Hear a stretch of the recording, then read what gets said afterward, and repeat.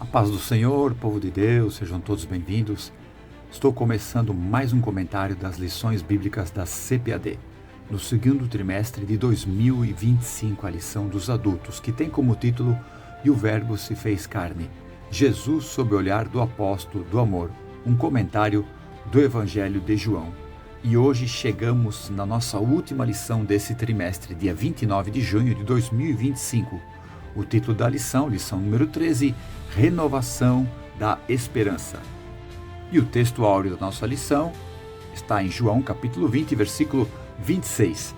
8 dias depois, estavam outra vez os seus discípulos dentro e com eles Tomé. Chegou Jesus, estando as portas fechadas, e apresentou-se no meio deles e disse: Paz seja convosco. E a verdade prática da nossa lição diz assim: a ressurreição de Cristo representa o ápice da esperança cristã.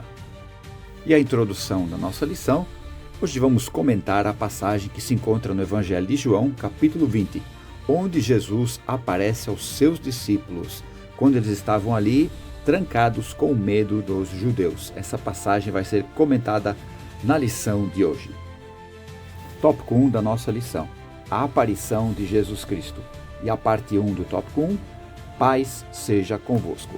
Ali no Evangelho de João, capítulo 20, versículo 19, relata que os discípulos estavam em Jerusalém, trancados dentro de uma casa, estavam com as portas todas fechadas porque tinham medo da perseguição dos judeus. Era domingo e era no período da tarde, quando Jesus aparece a eles e diz: paz seja convosco. Essa saudação é uma saudação hebraica para quando os amigos se encontram ou se despedem. Mas quando Jesus fala dessa paz, há algo maior que vem da parte dele. E como eu já comentei, os discípulos estavam trancados com medo dos judeus. Jesus diz: paz seja convosco. Ele está dizendo que a paz que ele está trazendo é uma paz interior que lança fora todo o medo. Essa paz é a paz que ele prometeu ali mesmo no Evangelho de João, capítulo 14, versículo 27. A paz que eu dou para vocês não é igual ao mundo. É uma paz mais poderosa que transforma a vida do ser humano. Essa paz não é ausência de guerra. Essa paz é a tranquilidade, a satisfação necessária de seguir a Jesus mesmo nos momentos mais difíceis. Então Jesus estava ali para dizer para eles que eles não precisavam mais ter medo, porque agora Jesus e a sua paz estaria completamente com eles. Por isso que logo depois ele assopra neles e diz: recebam o Espírito Santo. Então, a partir desse momento, a paz poderosa de Deus acompanharia os discípulos aonde quer que eles fossem. Por isso que o cristão que realmente entregou a sua vida para Jesus, que verdadeiramente ele segue as palavras do Mestre ou busca em comunhão, essa paz, ela vive dentro dele e é uma paz poderosa. O mundo não entende a paz que o cristão, que a igreja vive, porque por mais tenebroso que seja o ambiente, por mais terrível que seja a paisagem, a paz do cristão vai estar nele muito mais poderosa do que a paz que o mundo dá. Parte 2 do tópico 1, o registro das aparições de Jesus ressurreto. A palavra ressurreto quer dizer voltar à vida, renascido. Mas tratando-se de Jesus é muito mais do que voltar à vida, como foi o caso de Lázaro, como foi o caso da filha de Jairo, como foi o caso do filho da viúva de Naim. Jesus, quando ressuscita, ressuscita com o corpo glorioso. Mas são 10 passagens que estão nos evangelhos que falam das aparições de Jesus, mas eu entendo que foram muito mais e com mais tempo. Mas, na minha opinião, as mais impactantes são a primeira aparição de Jesus, quando ele aparece para Maria Madalena, que está ali no jardim, no túmulo de Jesus, chorando porque o corpo de Jesus havia desaparecido e ela não estava entendendo o que havia acontecido. Quando alguém pergunta para ela: mulher, por que choras? E ela, achando que é um jardineiro, pergunta do corpo de Jesus, onde ele se revela para ela, Maria, onde que ela reconhece Jesus. Imagina a alegria que encheu o coração de Maria quando viu Jesus ressurreto. E outra passagem da aparição de Jesus que eu acho muito impactante está ali em Lucas capítulo 24, quando os 2 discípulos a caminho de Emaús começam a conversar entre si, onde que Jesus não se deixa reconhecer e começa a falar com eles. e tem todo aquele diálogo quando Jesus vai entrar na casa deles e faz partir o pão e desaparece. Onde que eles relatam um para o outro: não ardia em nós o nosso coração quando ele abria as Escrituras? Então, na minha opinião, essas duas aparições são as mais impactantes. Claro, eu posso aqui citar as aparições de Jesus depois de subir aos céus. Primeiro, para Paulo, a caminho de Damasco, quando estava indo lá prender e até matar os cristãos, onde que Jesus aparece para ele de uma forma muito amorosa, poderosa sim, mas eu entendo que é muito amorosa, porque ele poderia ter matado Paulo e impedir que Paulo fosse fazer aquela coisa terrível que ele tinha no coração, mas era o momento de Deus trazer Paulo para o Evangelho. E a outra aparição com o corpo glorificado está ali em Apocalipse capítulo 1, quando João tem um encontro real com Jesus. E o texto é maravilhoso, quando ele diz que Jesus tinha cabelos brancos como a lã branca, olhos como chamas de fogo, uma veste comprida até os pés, um cinto de ouro, pés como latão reluzente, como se tivesse sido refinado numa fornalha, a sua voz como uma voz de muitas águas, e seu rosto como o sol quando brilha na sua força. Quando João teve esta visão, ele caiu por terra. Poderosa manifestação de Jesus na vida de João. Então Jesus se manifesta em visão, em aparição, para confirmar a chamada que a pessoa tem. Você entende isso? Foi com Paulo, foi com João e foi com várias pessoas. Hoje, se ele não apareceu para mim, não apareceu para você, isso não é tão importante. O importante é que ele se revela através da sua palavra, que é o poder do Espírito Santo.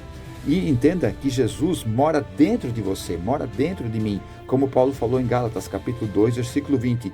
Já não vivo mais eu, mas Cristo vive em mim. Paulo estava falando que o nosso corpo é templo, é morada do Espírito Santo. E o Espírito Santo também é o Espírito de Jesus, como diz em Atos capítulo 16, quando diz que o Espírito de Jesus impediu Paulo de ir para Bitínia. Então, Jesus não aparece para você em visão, mas ele mora dentro de você. E a parte 3 do tópico 1, preciosas lições. O comentarista cita 3 lições na questão da ressurreição de Cristo, de Jesus. A primeira lição é que a ressurreição de Cristo é o ponto central da nossa fé. Isso move a nossa vida. Paulo escreve: se Cristo não morreu e ressuscitou, em vão é a nossa fé. Se ele não ressuscitou, a nossa fé não serve para nada. Então a fé na ressurreição de Cristo é o ponto central da nossa crença, porque assim como ele é, nós seremos.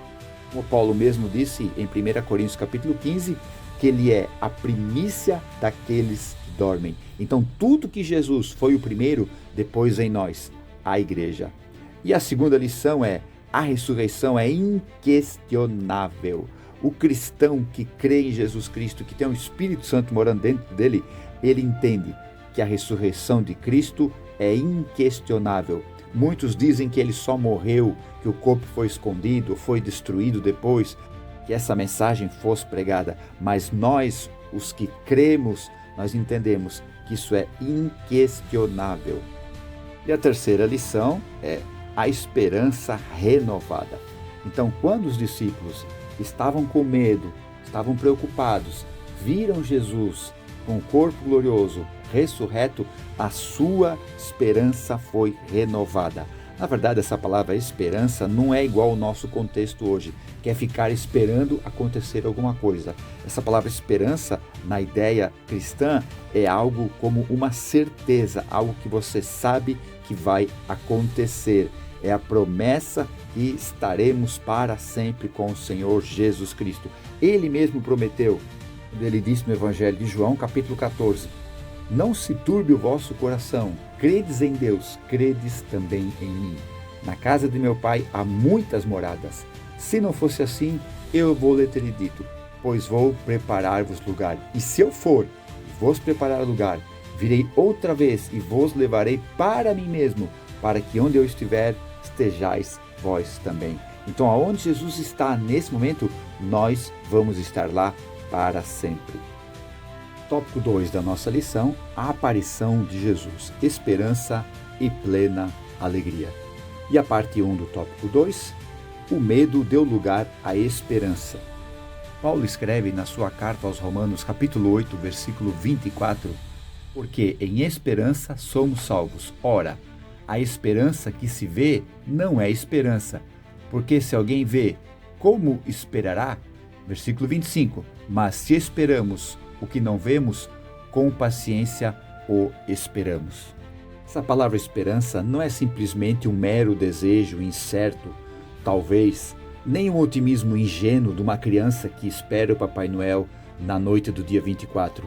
É a certeza baseada na fidelidade de Deus. Isso lembra dois discípulos a caminho de Emaús, ali no capítulo 24 de Lucas.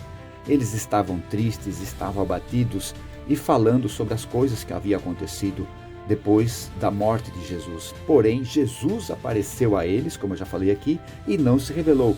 E perguntou, por que estáis tristes? Essa palavra triste quer dizer desanimado, abatido. E então eles falam para Jesus e Jesus começa a explicar para eles tudo isso haveria de acontecer. E quando eles chegam na sua casa, convidam Jesus para entrar, Jesus vai partir o pão e Jesus desaparece, eles dizem um para o outro, não ardia em nós o nosso coração? Essa palavra arder quer dizer estar em chamas, é como uma paixão, um entusiasmo renovado. Então duas pessoas que vinham desanimadas, abatidas, agora estavam animadas, agora estavam entusiasmadas com uma paixão nova pelo Senhor. Detalhe, isso aconteceu enquanto Jesus falava e abria as Escrituras. Leia a palavra, medite na palavra, seja cheio da palavra, para você não desanimar com este mundo e você ser entusiasmado, a tua paixão ser renovada todos os dias. Parte 2 do tópico 2, tristeza deu lugar à alegria. No Evangelho de João, que nós estamos comentando, no capítulo 20, versículo 20, diz que os discípulos se alegraram quando viram o Senhor. Essa palavra se alegraram, é um termo que expressa uma alegria exuberante, um regozijo. Então os discípulos estavam abatidos, tristes, com medo, mas agora estavam renovados em alegria, porque viram o Senhor ressurreto. A mensagem do Evangelho seria pregada não para trazer medo ou tristezas para as pessoas, mas para trazer alegria. As pessoas não devem vir para o Evangelho com medo do inferno. Devem vir sim, porque creram que Jesus morreu pelos pecados delas, que ressuscitou para a sua justificação. Aí por gratidão elas vão vir para o Evangelho, porque sabem que nunca merecerão o céu. E a parte 3 do tópico 2, esperança e alegria. Será que ser cristão é chato? Será que o céu, a eternidade, vai ser chata? Entenda uma coisa, em João capítulo 14, versículo 27, já falei aqui e vou falar de novo, Jesus disse para eles, a minha paz os dou, não dou como o mundo dá. Então a paz que o mundo dá é mentirosa, é enganadora. Ela pode durante algum tempo trazer a paz, mas futuramente essa paz vai acabar, essa paz termina. Mas a paz que o Senhor Jesus dá é para toda a eternidade.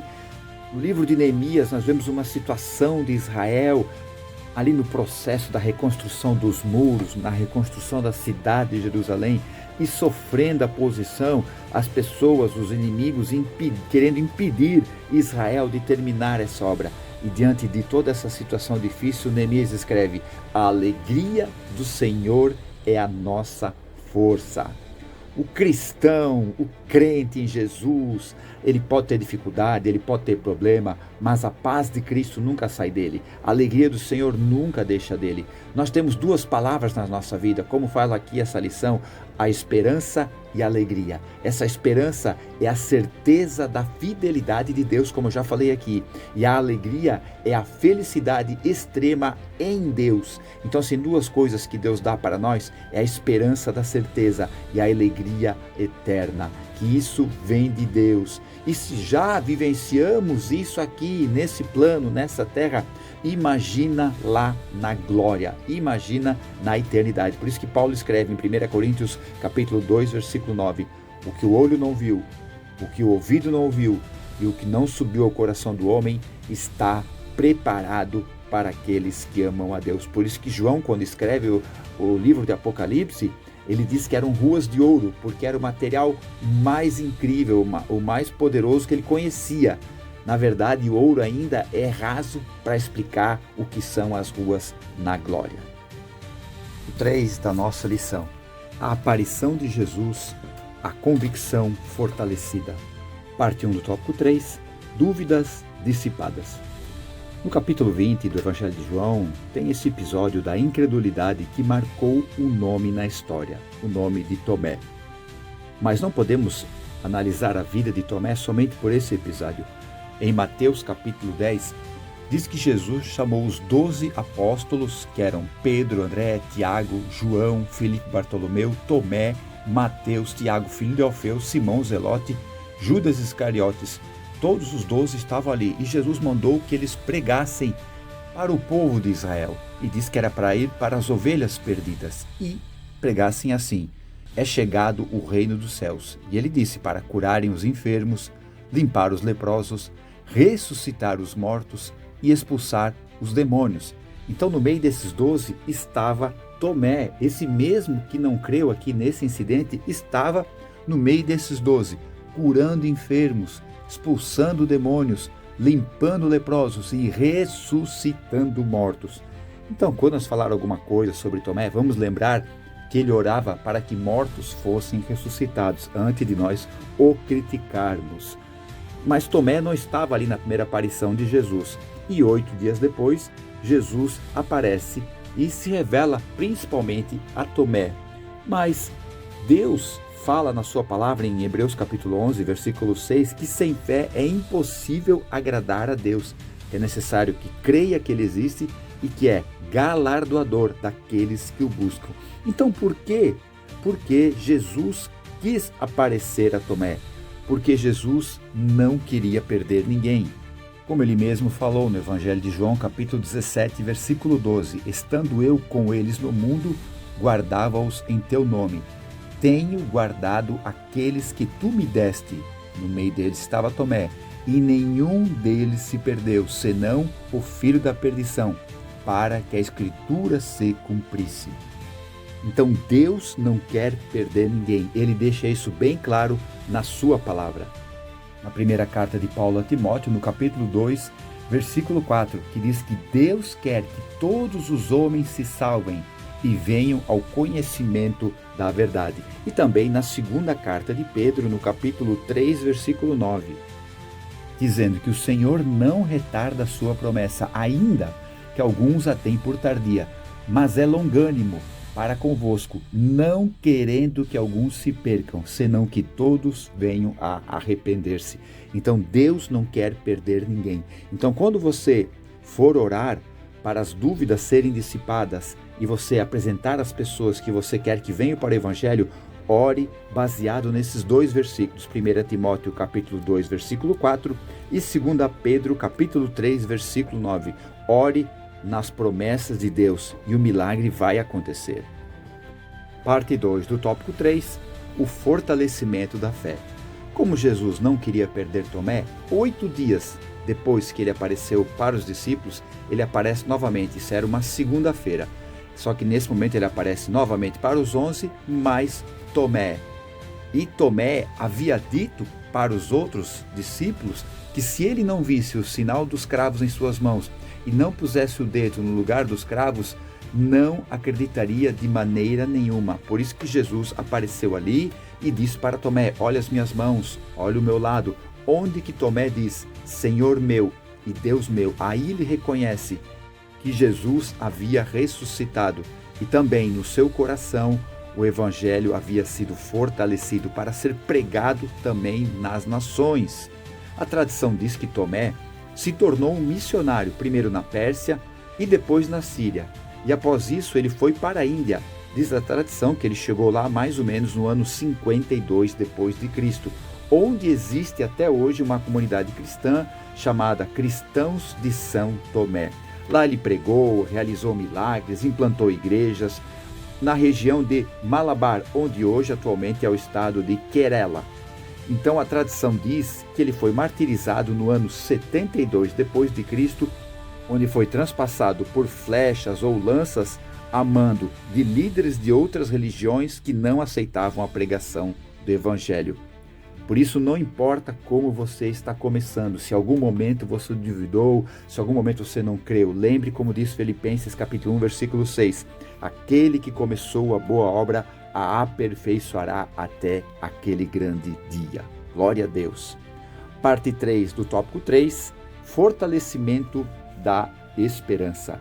A nossa esperança, a certeza da nossa fé é Jesus. Paulo escreve na carta aos Tessalonicenses, no capítulo 5, versículo 24, que fiel é o que prometeu, o qual também fará. Esta palavra fiel quer dizer digno de confiança. É alguém em quem podemos ter certeza de que vai cumprir o que prometeu. Então Deus vai cumprir aquilo que Ele deixou na sua palavra. Isaías capítulo 55, versículo 10 e 11 diz assim: porque assim como descem a chuva e a neve dos céus e para lá não tornam, mas regam a terra e fazem produzir e brotar e dar semente ao semeador e pão ao que come, assim será a palavra que sair da minha boca. Não voltará vazia, antes fará o que me apraz, prosperará naquilo que eu a enviei. Então o Senhor, para dar uma certeza do que o que Ele falou vai se cumprir, Ele usa o exemplo da plantação, que vai chover, vai crescer, vai dar o fruto e o semeador vai poder pegar o pão. Então, dessa mesma maneira que vai acontecer o cultivo da plantação e vai crescer e vai dar fruto, assim vai ser a palavra de Deus. Nunca vai deixar de se cumprir. O anjo Gabriel falou para Maria em Lucas capítulo 1 que para Deus nada é impossível, na questão de Deus fazer qualquer coisa. Mas se nós notarmos em Hebreus capítulo 6, versículo 18, tem algo lá que é impossível até para Deus. O que é? É impossível que Deus minta. Deus jamais vai contra a sua palavra. Ele vai cumprir tudo o que prometeu. Então nós temos essa certeza que o que Ele falou vai se cumprir. Concluindo a nossa lição de hoje e também desse trimestre. Assim como Jesus apareceu para os discípulos e confirmou a sua ressurreição, Ele veio aos nossos corações e diz que está vivo. Em Romanos capítulo 8, versículo 16, Paulo escreve que o mesmo Espírito, que é o Espírito Santo, testifica, isso é, testemunha, fala com o nosso espírito que somos filhos de Deus. Então o Espírito Santo que mora dentro de você diz para você: você é filho de Deus. Por que você é filho de Deus? Porque você creu que Jesus é o Filho de Deus, como está lá em João capítulo 1, onde diz que ele veio para os que era seu, mas os seus não receberam, e todos quantos o receberam, deu-lhes o poder de serem feitos filhos de Deus. Agora entenda uma coisa, voltando aqui para Tomé. Quando Tomé falou, meu Senhor e meu Deus, Jesus disse para ele: Tomé, porque você viu, você creu, bem-aventurados, isso é nós, os que não vimos e cremos. E essa é a certeza da nossa fé. Amém, povo de Deus? Deus abençoe a todos. Muito obrigado por ter acompanhado todo esse trimestre aqui comigo, nessa lição no Evangelho de João, que na minha opinião dos 4 é o mais profundo. E a partir de semana que vem, a nossa nova lição aqui na Escola Bíblica, usando como base a CPAD, a Igreja em Jerusalém, doutrina, comunhão e fé, a base para o crescimento da igreja em meio às perseguições. Amém? Deus abençoe a todos, fiquem na paz. Tchau.